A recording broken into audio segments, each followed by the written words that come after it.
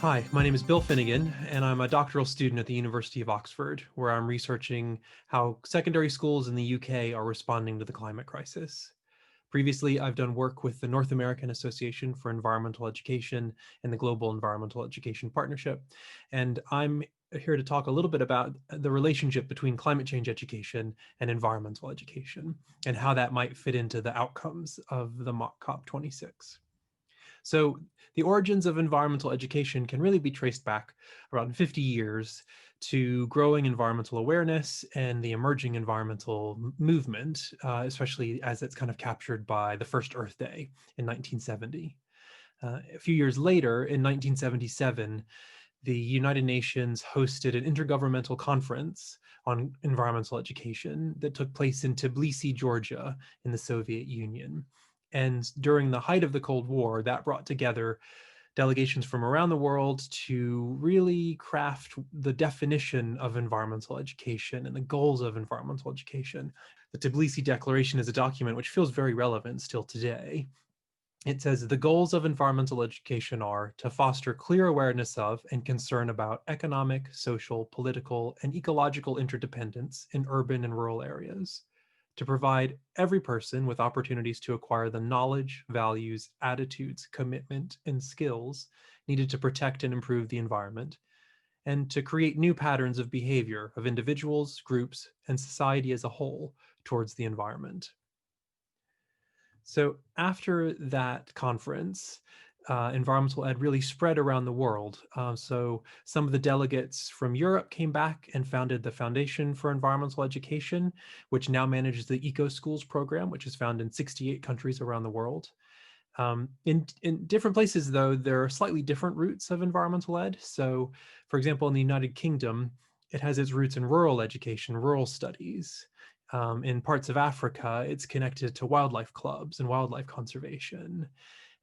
In other places, it's really connected to outdoor education.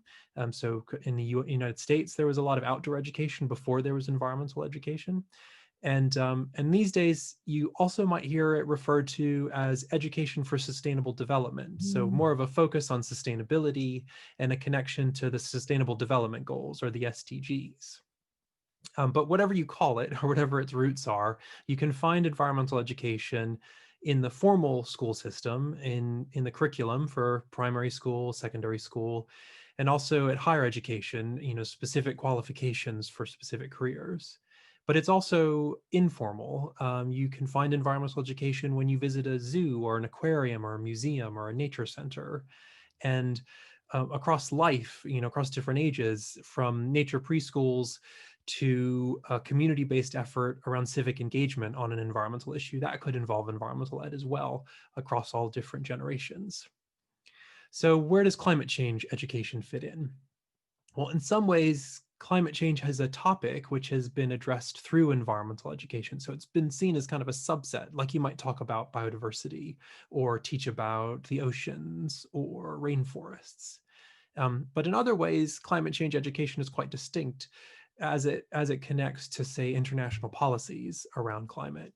So, for example, the United Nations Framework Convention on Climate Change, Article 6, specifically references education, and Article 12 of the Paris Agreement reinforces this connection. It calls for enhancing climate change education, training, public awareness, public participation, and public access to information. And there are also connections to climate change education when you look at the SDGs. A few of the different Sustainable Development Goals do relate to education and climate change. So what can climate change education learn from environmental ed? Well, one thing is that environmental education has been quite successful in some places where there's been a commitment from the top. So there's been a national law related to environmental education.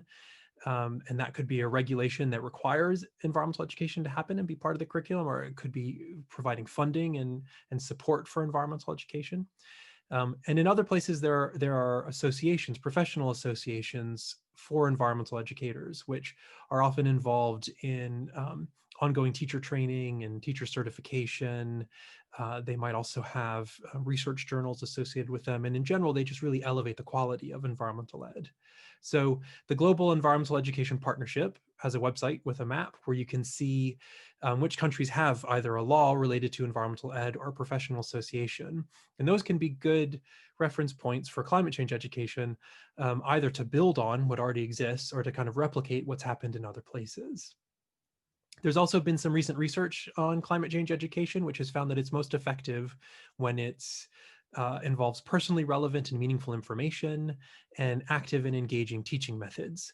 And it's kind of obvious. It's something that we've already learned in environmental ed, but in teaching in general, that sounds like kind of good teaching. But it's something to keep in mind that's backed up by the research.